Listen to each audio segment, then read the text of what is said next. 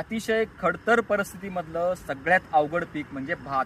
आणि त्या पिकाला आज वातावरण बदलाचा एवढा फटका बसतोय की दिवसेंदिवस 7 जूनला पाऊस येत नाही. मग अशा न वेळेवर पाऊस आल्यामुळं भाताची पेरणी लांबत आहे. आणि पेरणी एकदा भाताची लांबली किंवा लागवड लांबली तर भातावर रोग आणि किडीचा प्रादुर्भाव वाढतो.